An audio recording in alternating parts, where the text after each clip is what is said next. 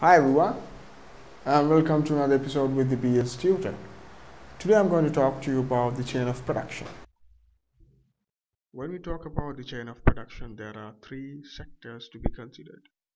First one is the primary sector, second one is the secondary sector, third one is the tertiary sector.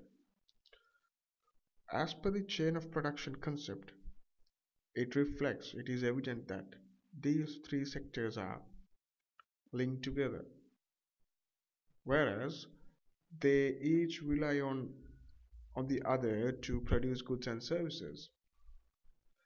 Suppose if any part of the if any part of the chain breaks down, ultimately the customer will be dissatisfied because he or she will not get the goods and services that they want or need.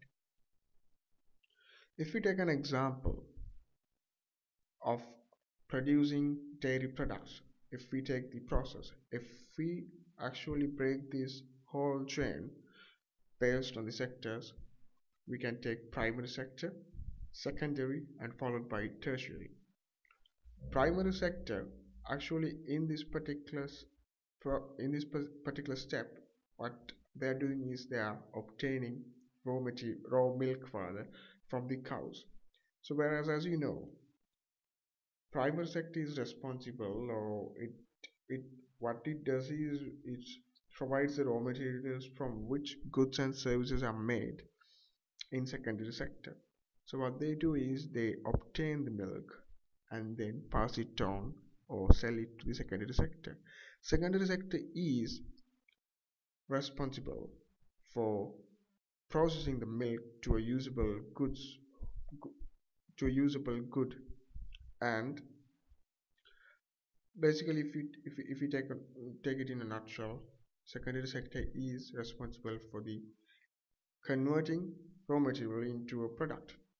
So after that, then the tertiary sector comes into play, whereas secondary sector will tertiary sector will include all the services from distribution to the end customer, whereas secondary sector they have warehouse services, they have to seek for warehouse services, distribution services to the restaurant, supermarkets, etc., and then ultimately to the customer. So if in terms of end customer,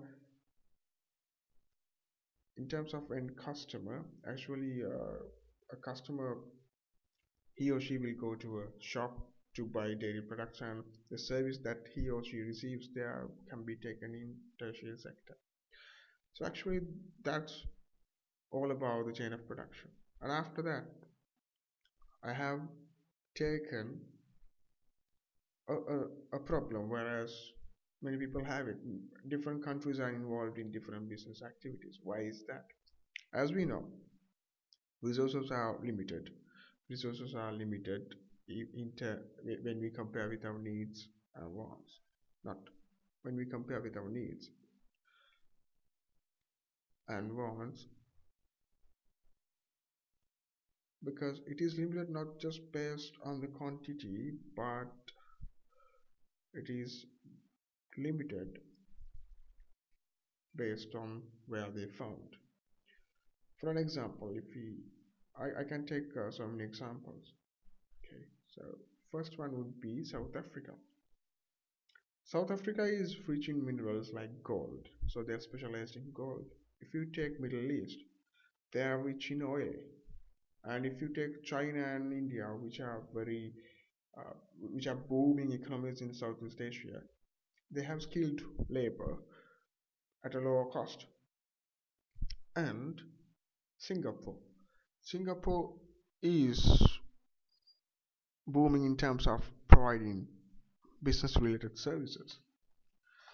So actually every country tries to make the best use of the resources and skills that are available to them in order to satisfy the customer needs and wants. Okay, that's the end of this particular lesson, and I'll see you in another lesson. Thank you very much.